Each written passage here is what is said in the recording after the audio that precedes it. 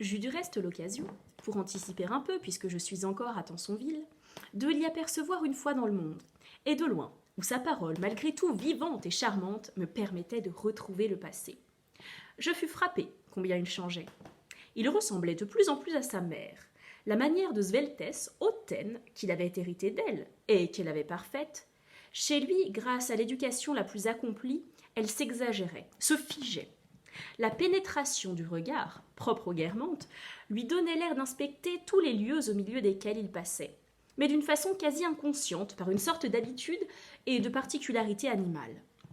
Même immobile, la couleur qui était la sienne, plus que de tous les Guermantes, d'être seulement l'ensoleillement d'une journée d'or devenue solide, lui donnait comme un plumage si étrange, faisait de lui une espèce si rare, si précieuse, qu'on aurait voulu le posséder pour une collection ornithologique.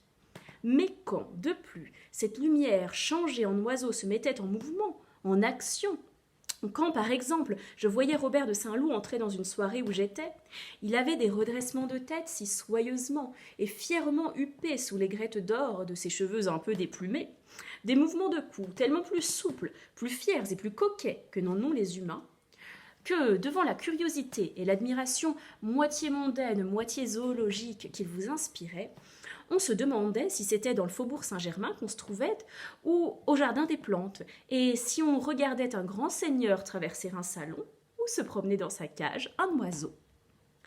Tout ce retour, d'ailleurs, à l'élégance volatile des Guermantes au bec pointu, aux yeux acérés, était maintenant utilisé par son vice nouveau, qui s'en servait pour se donner contenance. Plus il s'en servait, plus il paraissait ce que Balzac appelle tente. Pour peu qu'on imite un peu d'imagination, le ramage ne se prêtait pas moins à cette interprétation que le plumage. Il commençait à dire des phrases qu'il croyait grand siècle, et par là, il imitait les manières de Guermantes. Mais un rien indéfinissable faisait qu'elle devenait du même coup les manières de M. de Charlus. « Je te quitte un instant, me dit-il dans cette soirée où Madame de Marsantes était un peu plus loin. Je vais faire un doigt de cour à ma mère. Quant à cet amour dont il me parlait sans cesse, il n'était pas d'ailleurs que celui pour Charlie, bien que ce fût le seul qui comptât pour lui. Quel que soit le genre d'amour d'un homme, on se trompe toujours sur le nombre des personnes avec qui il a des liaisons, parce qu'on interprète faussement des amitiés comme des liaisons, ce qui est une erreur par addition. Mais aussi parce qu'on croit qu'une liaison prouvée en exclut une autre, ce qui est un autre genre d'erreur. Deux personnes peuvent dire « La maîtresse de X, je la connais », prononcer deux noms différents et ne se tromper ni l'une ni l'autre. Une femme qu'on aime suffit rarement à tous nos besoins et on la trompe avec une femme qu'on n'aime pas. Quant au genre d'amour que Saint-Loup avait hérité de M. de Charlus, un mari qui y est enclin fait habituellement le bonheur de sa femme.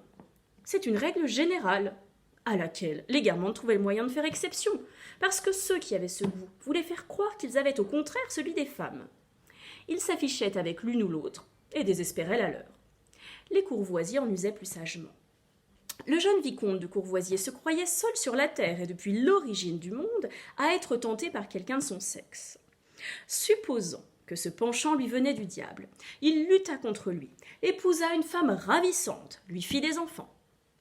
Puis un de ses cousins lui enseigna que ce penchant est assez répandu, poussa la bonté jusqu'à le mener dans des lieux où il pouvait le satisfaire. Monsieur de Courvoisier n'en aima que plus sa femme, redoubla de zèle prolifique, et elle et lui étaient cités comme le meilleur ménage de Paris. On n'en disait point autant de celui de Saint-Loup, parce que Robert, au lieu de se contenter de l'inversion, faisait mourir sa femme de jalousie en entretenant, sans plaisir, des maîtresses.